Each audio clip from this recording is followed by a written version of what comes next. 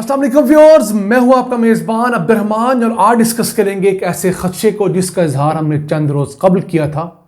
वो था M6 हैदराबाद सक्कर motorway का ठेका मनसूख कर दिया गया, जिसके कैंसिल होने के बाद पाकिस्तान को खरबों रुपए का नुकसान हो गया है। किस तरह? जब इस मोटरवे का इफ्तिताह किया गया दिसंबर 2022 में, तो उस वक्त 306 किलोमीटर की इस तवील मोटरवे की लागत 307 अरब रुपए थी। अब इस रकम में से हुकूमत पाकिस्तान ने सिर्फ 9 अरब 50 करोड़ रुपए देने थे, जबकि जिस कंपनी ने यह ठेका विन किया था उस कंसोर्शियम ने 297 अरब 50 करोड़ रुपए अपनी जेब से लगाने थे। यानी हुकूमत पाकिस्तान ने टोटल इन्वेस्टमेंट 3% करनी थी, जबकि प्राइवेट सेक्टर ने 97% इन्वेस्टमेंट करनी थी। और इसके एवज हुकूमत पाकिस्तान को मिलना क्या था?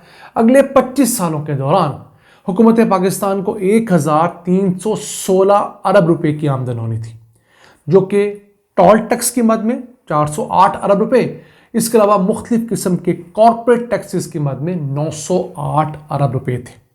यानी कि हर साल 52 अरब 64 करोड़ रुपए की आमदन होनी थी।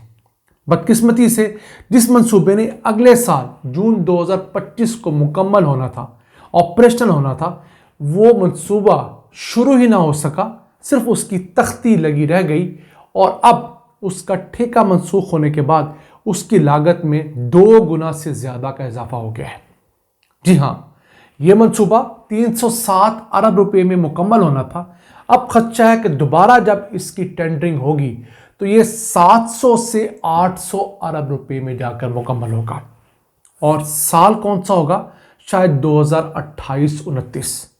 इस दौरान एक तो इसकी लागत में 400 से 500 अरब रुपए का इजाफा, फिर इस दौरान हमारे जो सेक्टर्स हैं, तमाम इंडस्ट्रियल हैं, कमर्शियल है, या इवन आम घरेलू सारिफिन या आम कम्यूटर्स जिन्होंने इस मोटरवे को इस्तेमाल करना था, सीपैक की ट्रैफिक इस मोटरवे से गुजरनी थी, अफगानिस्तान की, सेंट्रल एशिया की ट्रैफिक इस मोटरवे से गुजरनी थी। उस तेज़ रफ्तार और शॉर्ट रूट की वजह से पाकिस्तानी मईशत और इर्द गिर्द के मुल्कों को जो फ़ायदा होना था, उस नुकसान का अगर हम हिस्सा डाल लें तो ये प्रोडक्ट हमें 1000 अरब रुपए का नुकसान देकर जा रहा है। बदकिस्मती देखिए, पाकिस्तान के अंदर इंतहाई आम मंसूबों को कितनी जल्दी से कैंसिल कर दिया जाता है। क्यों? कि चंद मंजूर नज़र लोगों के कंपनियों को ठेका नहीं मिला था जब इसके टेंडर हुए थे। देखिए, इसका इफ्तिताह होता है दिसंबर 2022 में।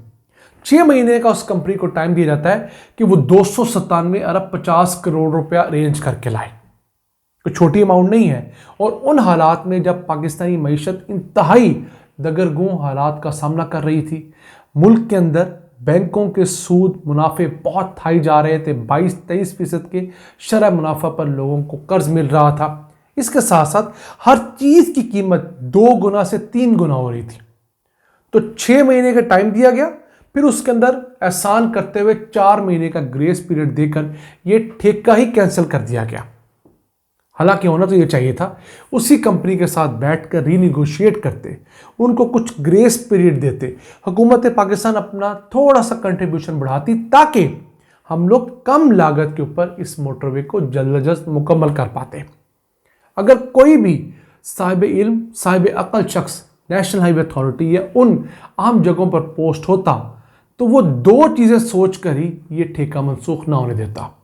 पहली, कि अगर हम इस ठेके को मनसूख करने के बाद दोबारा बिडिंग में जाएंगे तो हमें एट एनी कॉस्ट 50% से 100% लागत बढ़ानी पड़ेगी।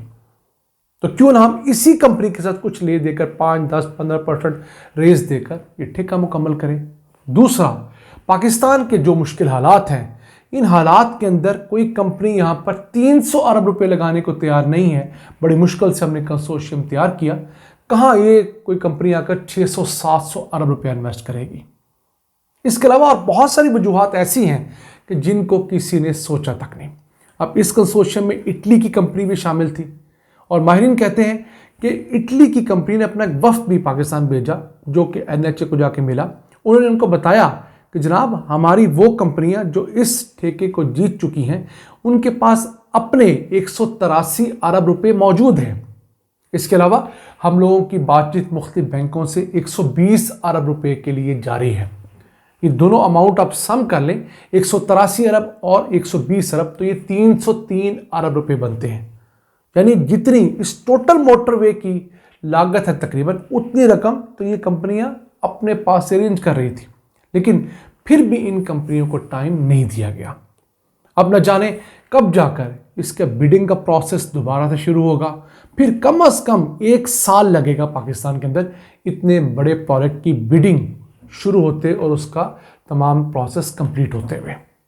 उस दौरान कौन से मसाइल आएंगे, अभी नई हुकूमत ने आना है, नई हुकूमत आकर IMF से क्या डील करेगी, IMF इस तरह के मंसूबों को शुरू करने की इजाज़त देगा कि नहीं देगा, ये भी हमारे लिए बड़ा अहम है। अब इस मोटरवे ने सिर्फ टोल टैक्स से पैसे नहीं कमाने थे, इस मोटरवे के ऊपर जो होर्डिंग्स लगनी थी, जो इश्तिहारात लगने थे, वो भी इसका सोर्स ऑफ अर्निंग होना था। इसके अलावा इसके ऊपर कोई 10 सर्विस एरियाज बनने थे, उन 10 सर्विस एरियाज से करोड़ों रुपए की आमदन मुतवक्के थी। मिसाल देता हूं, साइयावाला का जो सर्विस एरिया है M4 मोटरवे, जो कि पिंडी भटिया से फैसलाबाद जाता है, जिसे लाहौर फैसलाबाद मोटरवे भी कहते हैं और फिर में, अब वो पहले सिर्फ 19 लाख रुपए सालाना के ठेके पर दिया गया था मुशर्रफ दौर में। उसकी रीटेंडरिंग हुई, मुराद सईद ने की 2019-20 में, तो वो 41 गुना ज़्यादा कीमत पर चढ़ा किराए पर। अब वो 7 करोड़ 80 लाख रुपया सालाना किराया देता है। इसके अलावा एक हकला का इंटरचेंज के करीब service area M1 motorway Peshawar के करीब, उस सर्विस एरिया का सालाना किराया था 45 लाख रुपए। अब उस सर्विस एरिया का माहाना किराया हो गया है 42 लाख रुपए और सालाना 5 करोड़ रुपए मोटरवे नेशनल हाईवे अथॉरिटी को आ रहे हैं। एक और मिसाल देता हूं, तांदावाला का जो एक सर्विस एरिया है उसका किराया था 76 लाख रुपए। उसके बाद एक लाहौर से मुल्तान मोटरवे बनी है, उसके ऊपर एक सर्विस एरिया रेंट आउट किया गया है 9 करोड़ 50 लाख रुपए सालाना में। कहाँ? तांदियावाला का सर्विस एरिया 76 लाख रुपए सालाना, कहाँ? ये 79 लाख रुपए माहाना। तो पाकिस्तान में बहुत सारी चीज़ें अब बेहतर भी हो रही हैं, लेकिन बदकिस्मती है कि ऐसे करप्ट अनासर जो हर महकमे में मौजूद हैं, वो अपने हुकूक के तहफ़्फ़ुज़ के लिए, अपनी बोटी के लिए पूरा जानवर ज़िबा कर देते हैं और उनसे पूछने वाला कोई नहीं है, क्योंकि वो कुछ ख़ास लोगों के दस्तरास होते हैं, उन पर हाथ कोई डालना चाहता ही नहीं है।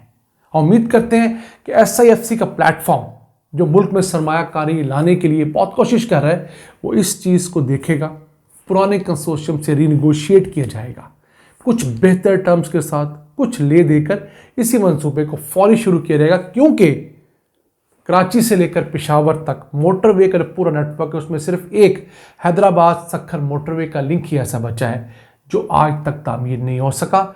उसकी वजह से टाइम बढ़ता है, कॉस्ट बढ़ती है। अगर ये लिंक तामीर करना शुरू किया जाए तो सिर्फ 30 महीनों के अंदर मुकम्मल तौर पर यह मोटरवे मुकम्मल हो सकती है और इससे पाकिस्तान के अंदर तेज़ रफ्तार और महफूज सफ़र का एक नया बाब शुरू होगा। आज के लिए इतना ही। अपने मेज़बान अब्दुर्रहमान को इजाज़त दीजिए। अल्लाह निगहबान।